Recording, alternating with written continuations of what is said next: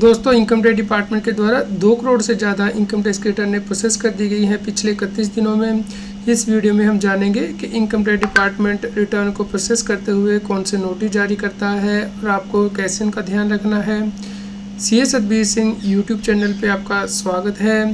Income tax की compliance करना दिन ब दिन मुश्किल होता जा रहा है, इसलिए आप हमारे यूट्यूब चैनल को सब्सक्राइब कर लें। आप हमें टेलीग्राम चैनल और WhatsApp channel CA Satbir Singh tax hill पर भी सब्सक्राइब कर लें। लिंक वीडियो के डिस्क्रिप्शन में भी दिया गया है, कमेंट में पिन किया गया है, ताकि आपको इनकम टैक्स के रेगुलर अपडेट आपके मोबाइल पे ही मिलते रहें। दोस्तों, जैसा कि आप देख पा रहे हैं, ये इनकम टैक्स की रिटर्न 31 जुलाई 24 को फाइल की गई थी और प्रोसेस की गई है 19 सितंबर 24 को। इसमें टैक्स पेयर ने बिजनेस इनकम दिखाई थी, इसके अलावा उसका शॉर्ट टर्म कैपिटल गेन था शेयर की सेल करने से। तो भी यहाँ पे डिमांड निकाल दी गई है इनकम टैक्स डिपार्टमेंट के द्वारा, क्योंकि सरकार नई टैक्स रजीम में आपको स्पेशल रेट की इनकम से टैक्स रिबेट नहीं दे रही है। तो जैसा कि आप देख पा रहे हैं, यहाँ पे टैक्स पेयर की बिजनेस इनकम थी और कैपिटल गेन था। तो यहाँ पे स्पेशल रेट की इनकम थी, यानी कि ये जो स्पेशल रेट की इनकम है इसके ऊपर नॉर्मली 15% टैक्स लगता है। तो यहाँ पे क्योंकि टैक्स पेयर की टोटल इनकम 7 लाख से कम थी, इसलिए उसने इनकम टैक्स एक्ट के अंतर्गत टैक्स रिबेट क्लेम की थी सेक्शन 87A के अंतर्गत, जैसा कि आप यहाँ पे देख पा रहे हैं पूरे टैक्स अमाउंट से। लेकिन जब इनकम टैक्स डिपार्टमेंट के द्वारा रिटर्न प्रोसेस की गई है तो सिर्फ नॉर्मल रेट की इनकम से ही ये रिबेट दी गई है। जो स्पेशल रेट की इनकम है उसके ऊपर टैक्स लगा दिया गया है और उससे रिबेट नहीं दी गई है और टैक्स पेयर की डिमांड निकाल दी गई है।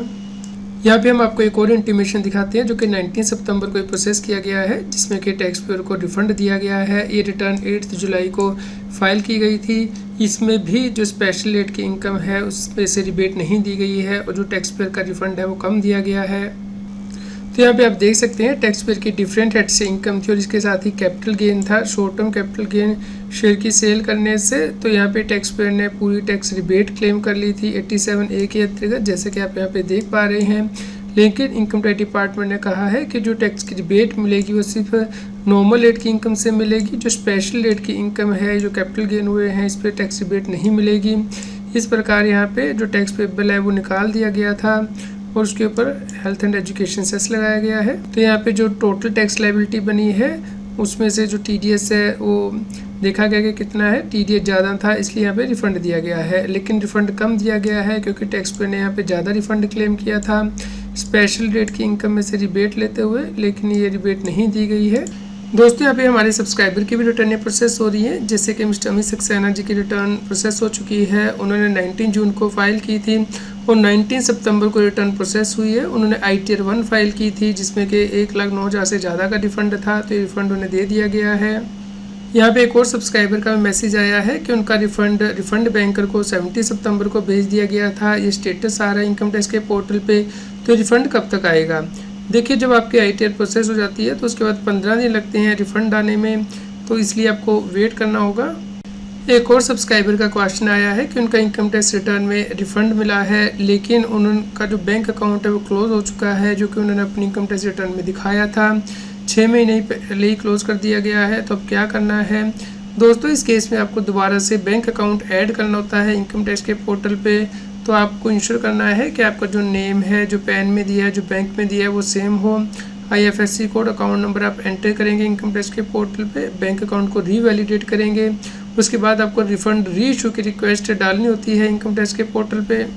एक हमारे और सब्सक्राइबर का कमेंट आया है कि उनका भी रिफंड फेल हो गया था, जिसके बाद उन्होंने अपने बैंक अकाउंट को दोबारा से अपडेट किया है और रिफंड रीइशू की रिक्वेस्ट 23 अगस्त को डाली थी, लेकिन अभी भी रिक्वेस्ट जो सबमिटेड ही दिखा रहे हैं। तो इसके इसमें कितना टाइम लगता है दोस्तों, ये इनकम टैक्स डिपार्टमेंट के ऊपर डिपेंड करता है। तो जब आप रिफंड रीइशू की रिक्वेस्ट डालते हैं तो नॉर्मली 15 दिन के अंदर आपका रिफंड दोबारा से इशू कर दिया जाता है, यदि बैंक अकाउंट में कोई प्रॉब्लम नहीं है।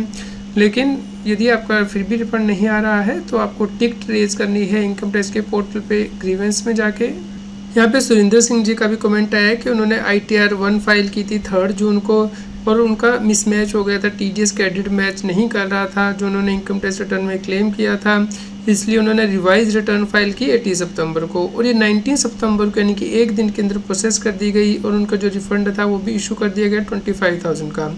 लेकिन इसकी वजह से उन्हें लॉस हुआ है 6200 का। दोस्तों, यदि आपकी रिटर्न में मिसमैच है TDS क्रेडिट का तो आपको रिटर्न रिवाइज करनी होती है।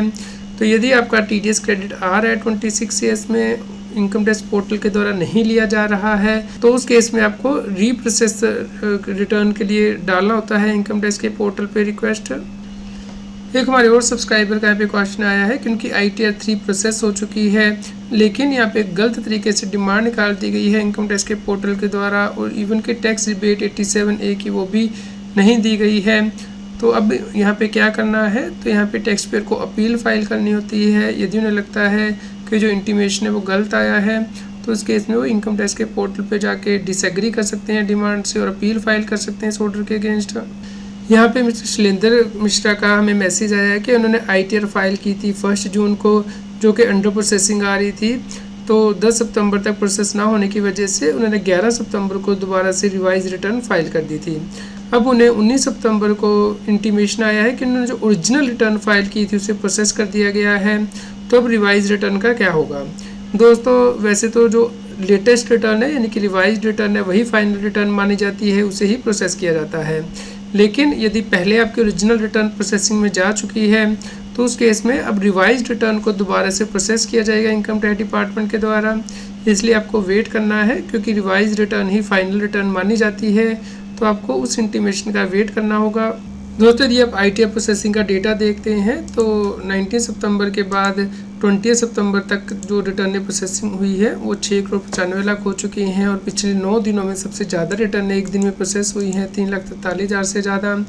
और यदि आप पिछले 31 दिन का डेटा देखते हैं तो 2 करोड़ से ज़्यादा इनकम टैक्स रिटर्न प्रोसेस हो चुकी हैं। तो यदि आप एवरेज निकालते हैं तो हर रोज़ 6,48,000 से ज़्यादा रिटर्न प्रोसेस हुई हैं, तो 7,48,00,000 रिटर्न वेरीफाई हुई है। तो जो पेंडिंग रिटर्न है सिर्फ 53 लाख रिटर्न ही पेंडिंग है, जिन्हें के प्रोसेस होने में 8 से 9 दिन लगेंगे यदि इसी स्पीड से इनकम टैक्स डिपार्टमेंट काम करता है। तो इस साल 20 सितंबर तक 7,61,00,000 रिटर्न फाइल हो चुकी हैं, जिसमें से कि 7,48,00,000 वेरीफाई हुई हैं और 6,95,00,000 प्रोसेस हो चुकी हैं। तो इस प्रकार ऑलमोस्ट 93% रिटर्न प्रोसेस हो चुकी हैं, सिर्फ 7% रिटर्न ही पेंडिंग है प्रोसेसिंग के लिए। दोस्तों टैक्स पेयर की रिटर्न प्रोसेस करने से पहले 2 तरह के नोटिस भेजे जाते हैं। एक है डिफेक्टिव रिटर्न का नोटिस, यानी कि यदि आपकी रिटर्न में कोई डेफिशिएंसी है, जैसे कि आपको ITR 2 फाइल करनी थी, आपने ITR 1 फाइल की है, या कोई गलती की है टैक्स कॉम्पुटेशन एक्स्ट्रा में, तो आपको डिफेक्टिव रिटर्न का नोटिस मिलता है, जिसका कि आपको 15 दिन के अंदर जवाब देना होता है। उसके बाद ही रिटर्न प्रोसेस की जाती है। दोस्तों रिटर्न प्रोसेस होने से पहले एक और नोटिस भेजा जाता है, वो है रिफंड कंफर्मेशन के लिए।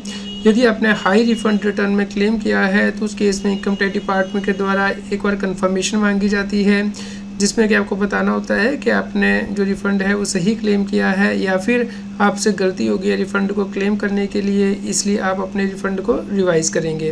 तो आप ये ज़रूर चेक कर लीजिएगा इनकम टैक्स के पोर्टल पे कि कहीं आपको ये मैसेज तो नहीं आया हुआ है। इनकम टैक्स के पोर्टल पे वर्क लिस्ट में जाके आप ये देख सकते हैं।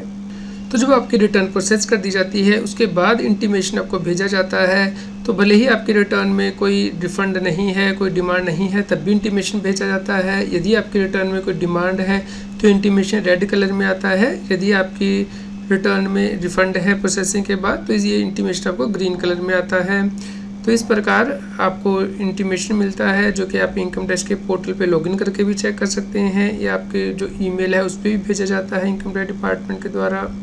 दोस्तों कई बार ऐसा भी होता है कि टैक्स पेयर की रिटर्न प्रोसेस तो हो जाती है, उसका रिफ़ंड भी बन जाता है, लेकिन वो रिफ़ंड रिलीज़ नहीं किया जाता है इनकम टैक्स डिपार्टमेंट के द्वारा, क्योंकि टैक्स पेयर की पुराने सालों की इनकम टैक्स की डिमांड आउटस्टैंडिंग होती है इनकम टैक्स के पोर्टल पे, तो इसलिए उसका रिफ़ंड पुरानी डिमांड से एडजस्ट कर लिया जाता है। और इसके लिए इनकम टैक्स डिपार्टमेंट सेक्शन 245 के अंतर्गत कम्युनिकेशन भेजता है टैक्स पेयर को कि उसका रिफ़ंड एडजस्ट कर लिया गया है आउटस्टैंडिंग डिमांड से।